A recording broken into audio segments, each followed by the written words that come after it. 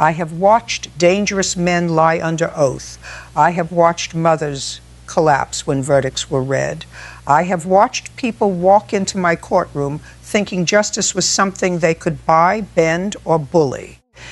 But I was not prepared for the morning an 82-year-old veteran rolled up his sleeves and made my entire courtroom forget how to breathe. His name was Harold Bennett. When he first entered, nobody looked twice. He moved slowly, one hand gripping a wooden cane, the other holding a folder so worn the corners had started to curl. His suit was old but clean. His shoes were polished with the kind of discipline you only see in men who spent their lives respecting rules, uniforms, and country. Across from him sat a woman named Vanessa Cole. She was younger, polished, confident, and calm in a way that immediately caught my attention. Not nervous, not emotional, not even slightly uncomfortable. She sat there like this case was already over before it began. And believe me, that kind of confidence in my courtroom always makes me look closer. The case seemed simple at first. Harold claimed Vanessa had taken thousands of dollars from him after promising to help repair his damaged home. She claimed he was confused, forgetful, and angry because he had misunderstood their agreement. That was her strategy. Make the old man look weak. Make him look unstable. Make the courtroom doubt his memory before he even opened his mouth. I have seen that tactic many times. When someone cannot destroy the truth, they try to destroy the person carrying it. Harold sat quietly while Vanessa's attorney spoke. He never interrupted, never shook his head, never made a scene. He just kept both hands folded over that folder, his thumb rubbing the edge like he was holding on to something far heavier than paper. Then Vanessa looked at him and smiled. Not a kind smile, a small, controlled smile. The kind people use when they believe nobody can touch them. That was the first moment I felt something shift. I asked Harold to explain what happened. He stood slowly, and the courtroom became still. His voice was rough but steady. He told me he had served in Vietnam. He told me his wife, Eleanor, had died 2 years earlier. He told me the roof of their old house had started leaking above the bedroom they had shared for 49 years. Then he said Vanessa came to his door offering help. She told me veterans deserved better. Your Honor, he said. And when he said those words, Vanessa looked down, only for 1 second. But I saw it. Judges are trained to listen to words, but after enough years on the bench, you learn that bodies confess before mouths do. I leaned forward because suddenly this was no longer just about a bad repair job. This was about why a calm, intelligent woman would target an 82-year-old veteran, and why Harold Bennett had walked into my courtroom carrying a folder he was almost afraid to open. Then I asked him one simple question. Mr. Bennett, what proof do you have? He looked at me, then at Vanessa, and for the first time that morning, his hands began to tremble. Harold opened the folder slowly, and I remember thinking how careful he was with every page. Not because the papers were fragile, but because the truth inside them had cost him something. He placed 3 documents on the table: a handwritten contract, a bank withdrawal slip, and a photograph of his home. The photograph showed a small white house with a sagging porch, cracked steps, and a blue American flag hanging beside the door. It was not a mansion. It was not valuable in the way banks measure value, but I could tell it meant everything to him. Harold looked at that photograph longer than he looked at anyone else in the room. That was Eleanor's house, he said. She planted those roses herself. Vanessa's attorney immediately objected, saying emotion had nothing to do with the contract. I understood the legal point. But I also understood something deeper. In court, money is rarely just money. Sometimes it is trust. Sometimes it is grief. Sometimes it is the last piece of dignity a person has left. I allowed Harold to continue. He explained that Vanessa had introduced herself as the director of a veteran assistance charity called Home Honor Outreach. She told him her organization repaired houses for elderly veterans at discounted rates. She brought brochures. She had a website. She even wore a badge. Everything looked official. That is how manipulation works, ladies and gentlemen. It does not arrive wearing a mask. It arrives smiling, prepared, organized, and saying exactly what a lonely person needs to hear. Harold said he gave her $8,700, his savings. Money he had been keeping for medical bills and winter repairs. Vanessa claimed the payment was a donation, not a construction deposit. According to her, Harold had willingly supported her charity, then became angry when he realized donations were non-refundable. Her voice was calm when she said it, almost too calm. I watched Harold as she spoke. His jaw tightened, but he stayed silent. That told me something important. Angry liars usually overreact when challenged. Hurt truth-tellers often go quiet because the pain is already too heavy. Then Vanessa's attorney stood and began pressing him about his age. Had he forgotten appointments? Did he take medication? Had he ever confused dates? Had his family ever questioned his memory? Each question was wrapped in politeness, but I knew what he was doing. He was not examining facts. He was trying to reduce Harold from a witness into a fragile old man nobody could trust. Harold answered every question with quiet discipline. Then the attorney asked, "Mr. Bennett, isn't it possible you simply misunderstood what Miss Cole told you?" The courtroom went still. Harold looked down at his hands, and that was when I noticed the sleeves of his shirt, buttoned tight, pulled low, almost deliberately covering his wrists. At first, I thought nothing of it. Many elderly men dress formally in court. But Harold kept touching his cuffs whenever Vanessa spoke, as if something beneath them was burning through the fabric. I asked him if there was any additional evidence. He hesitated. Then he whispered, "There is one more thing, Your Honor." Vanessa's smile disappeared. I have learned that fear does not always shout. Sometimes fear sits quietly in a courtroom, wearing an old suit, holding a folder, and asking permission to tell the truth. Harold Bennett looked at me as if he wanted to speak, but something inside him was still fighting against it. His eyes moved toward Vanessa, then toward the spectators behind her. A few people from her so-called charity had come with her that day. They sat together in the second row, dressed professionally, whispering like they were attending a business meeting instead of a trial. That bothered me because Harold was alone, no family beside him, no attorney, no supporter placing a hand on his shoulder. Just one elderly veteran standing in front of the court, trying to prove that he had not been fooled by a woman half his age. I asked him again, "Mr. Bennett, what is the additional evidence?" He swallowed hard. "May I show the court something?" Vanessa's attorney immediately stood. "Your Honor, we object unless this has been properly disclosed." I looked at him and said, "Sit down. I decide what this court sees." The room went silent. Harold did not move at first. Then slowly, with trembling fingers, he began unbuttoning his left cuff. That was when Vanessa leaned forward, just slightly, but I saw it.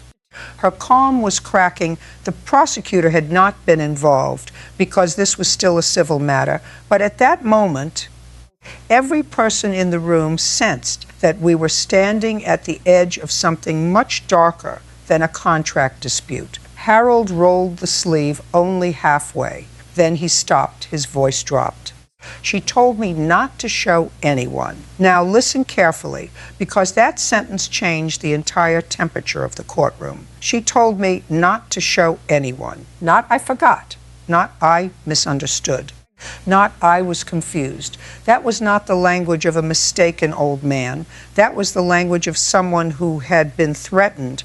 I asked, "Who told you that?" Harold's eyes moved toward Vanessa.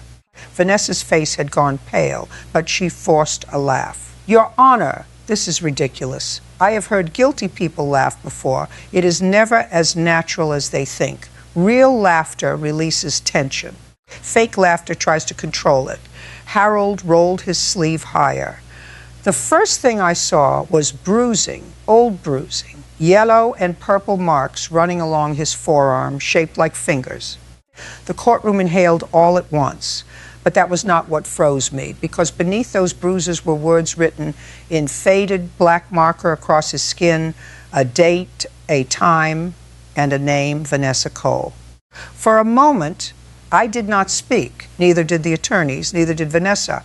I looked at Harold Bennett's arm, and I remember feeling that cold weight judges learn to hide from everyone else. The kind of feeling that tells you a case has just crossed a line you cannot uncross. The words on his skin were uneven, written by a shaking hand, Vanessa Cole, Tuesday, 9:14 p.m. I asked Harold why he had written that on his arm. He looked embarrassed. Not angry, not dramatic, embarrassed. That broke something in me. Because victims of manipulation often feel shame for surviving what someone else did to them. He said, because I was afraid I would forget. The courtroom went completely still.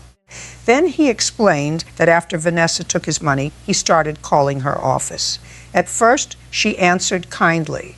Then she stopped answering. Then she came to his house one night. That was the date on his arm. He said she told him if he went to court, people would think he was senile. She told him nobody would believe an old man who lived alone. She told him she had documents, witnesses, and lawyers. Then Harold paused.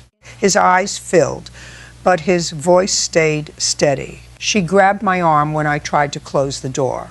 I looked at Vanessa.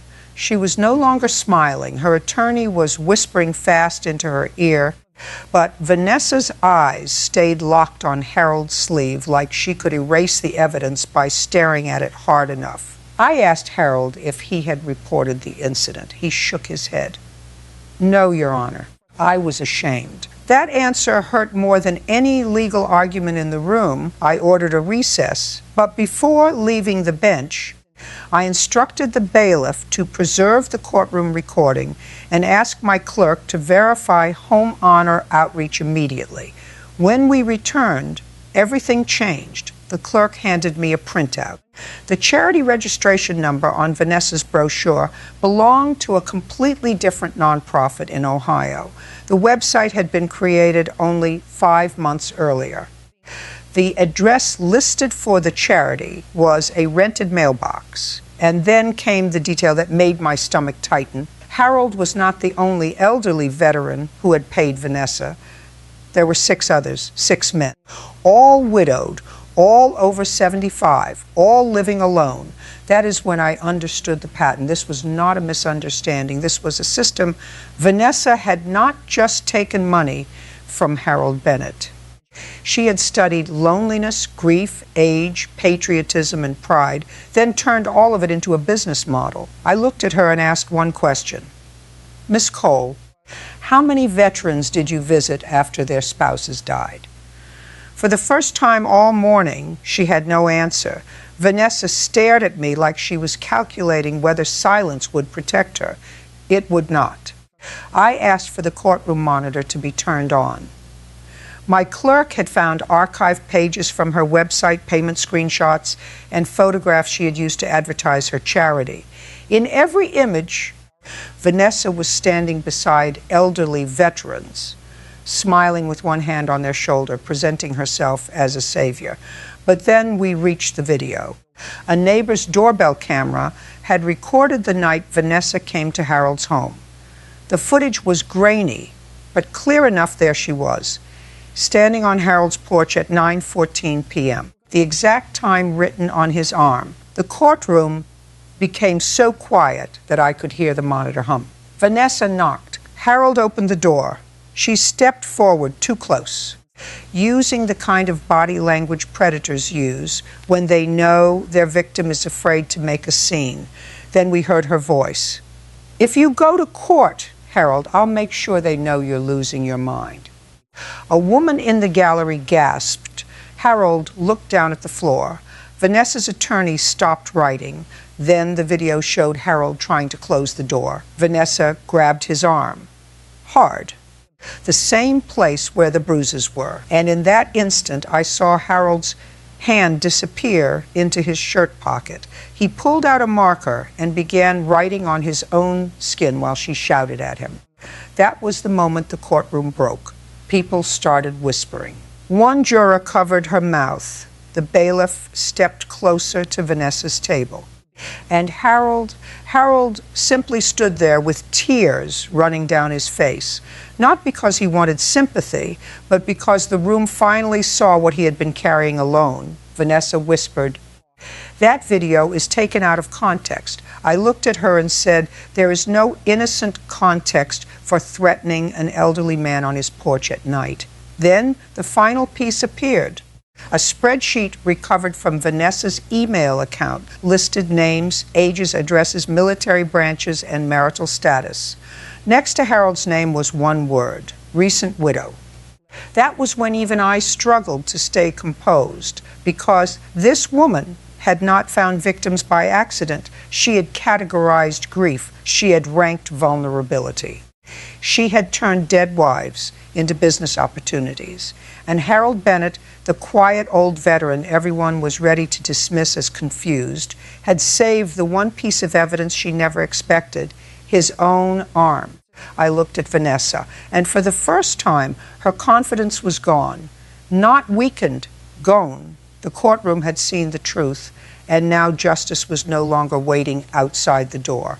It was standing directly in front of her. I ordered Vanessa Cole not to leave the courtroom. Her attorney immediately stood, but his voice had lost the confidence it carried at the beginning of the case. He knew what everyone knew. This was no longer only about civil damages. This was fraud, intimidation, elder abuse, and possibly a pattern that had harmed people who were too ashamed, too lonely, or too afraid to come forward. I awarded Harold Bennett every dollar he had lost. Then I added damages. But money was not the moment that stayed with me. The moment that stayed with me came after the bailiff escorted Vanessa away for further investigation. Harold remained standing, still holding his rolled sleeve with one trembling hand. The entire courtroom looked at him differently now, not as a confused old man, not as a victim, as a witness who had refused to let fear erase the truth. I asked him if he wanted to say anything. He looked toward the empty chair where Vanessa had been sitting. Then he said, "My wife always told me to write things down if they mattered." That sentence broke the courtroom more than any verdict could, because in the end, Eleanor was still protecting him, not through money, not through lawyers, through one habit of love: write down what matters. And Harold did. He wrote the truth on his own skin when nobody else was there to believe him.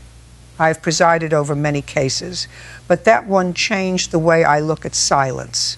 Sometimes silence is not weakness.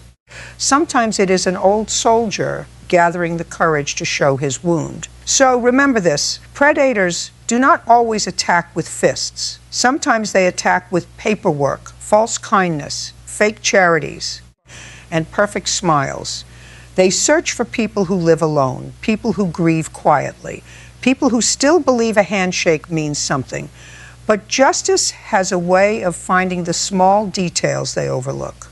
A shaky signature, a hidden camera, a date written on an arm, and the courage of one 82-year-old veteran who walked into my courtroom with nothing but a folder, a cane, and the truth. That day, Vanessa Cole thought Harold Bennett was too old to fight back. She was wrong. He did not shout. He did not threaten. He simply rolled up his sleeve. And the truth spoke louder than everyone in that courtroom.